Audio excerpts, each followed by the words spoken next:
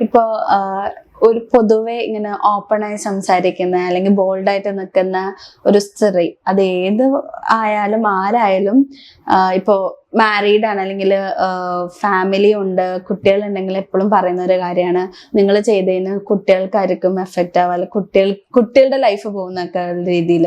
അപ്പൊ അങ്ങനത്തെ കമന്റ്സ് അല്ലെങ്കിൽ അങ്ങനത്തെ ക്രിറ്റിസിസം കിട്ടുമ്പോൾ എങ്ങനെ റിയാക്ട് ചെയ്യാറ്? മൈൻഡ് വെക്കാതിരിക്കുക. കാരണം ഇതൊന്നും ചെയ്യാത്തൊരു പാരൻസിന്റെ മകളാണ് ഞാൻ. അതേ മകളെ ഇത്രയും പേര് ഉപദ്രവിച്ചപ്പോഴും അവർ നോക്കൂത്തിയായിരുന്നു. സമൂഹം മറ്റുള്ളവർ എന്ത് പറയുന്നു പറഞ്ഞു എല്ലാവരും, എന്നിട്ടും മറ്റുള്ളവരറിഞ്ഞു.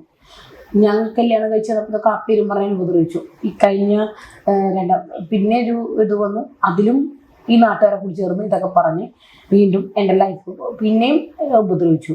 അത് കഴിഞ്ഞ് പിന്നെ ഒരു 9 വർഷം 10 വർഷത്തിന് ശേഷം വീണ്ടും ഒരു ലൈഫ് ഞാൻ സ്റ്റാർട്ട് ചെയ്യുമ്പോൾ അവിടെയും ഇതേ ഉപദ്രവം, ഇതേ കാര്യം പറഞ്ഞാൽ ഉപദ്രവിച്ചിട്ടുണ്ട്. വൈപ്പിൻകരക്കാർ തന്നെയാണ് ശരി എന്ന് പറഞ്ഞത്.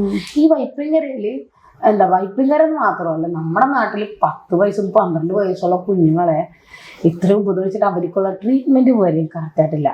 പക്ഷെ അതേ നാട്ടിൽ അവരെ ജീവിക്കാൻ വിട്ടാൽ അതിലും വലിയ ശിക്ഷ വേറൊന്നുമില്ല. കാരണം അവർക്കുള്ള ശിക്ഷയില്ല. ഒന്ന് ആലോചിച്ച് നോക്കുക. എന്നെ ഉപദ്രവിച്ചതിന് ശേഷം എൻ്റെ വീട്ടിൽ വന്ന ഒരു ബാങ്കിൽ പ്യൂണായിട്ട് വർക്ക് ചെയ്തൊരു പയ്യനുണ്ട്. അവൻ ആദ്യമായിട്ട് കിട്ടിയ സാലറി ആയിട്ട് എൻ്റെ അടുത്ത് തന്നെ ഞാനും കൂടി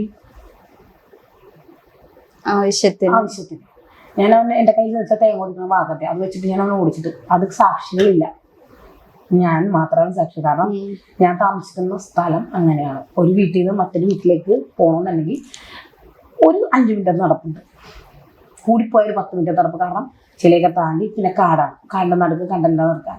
പിന്നെ ഒരു വീട് കാണുന്നുണ്ടെങ്കിൽ അതേ ഡിസ്റ്റൻസ് അങ്ങാതെ നടക്കണം. ഇങ്ങനെ ഒരു സ്ഥലത്ത് വന്നിട്ട് അത് നട്ടുച്ചക്കൊക്കെ ഒരു മനുഷ്യൻ ഉണ്ടാവില്ല, എല്ലാവരും കുളിപ്പിടിക്കാറാണ്. ഞാൻ ഒറ്റയ്ക്കിരിക്കുന്ന വീട്ടിലേക്ക് കയറി വരുമ്പോൾ ഞാൻ ഉച്ചരിക്കണം, ആര് കാണാനാ? പിന്നെ എൻ്റെ ഈ പറഞ്ഞ അപ്പുറത്തെ വീട്ടിലെ പയ്യൻ തന്നെയാണ് ആദ്യം എൻ്റെ ഒപ്പത്ത് ചോദിച്ചത്. പിന്നെ അവരുടെ വീട്ടുകാർ എന്നെ ആരും തോന്നാലും എനിക്ക് കുഴപ്പമൊന്നുമില്ല. പറഞ്ഞാൽ കേൾക്കാൻ ആൾക്കാർ വേണം, നിയമം വേണം.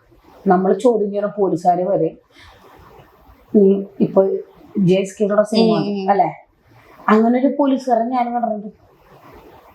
എന്നെ അറിയാവുന്ന കുറെ പോലീസുകാരുണ്ട് ഇതേപോലെയൊക്കെ അനുഭവിച്ചിട്ടുള്ള പെണ്ണാണ്. ഈ പിന്നെ ആ സമയത്തും എനിക്കൊരു തുള്ളി, ഞാൻ ഓടണം കണ്ടിട്ടും കൂടി എനിക്കൊരു തുള്ളി വെള്ളം തരാത്ത നാട്ടുകാരോട് എനിക്കൊരിക്കലും മര്യാദയില്ല അല്ലേ.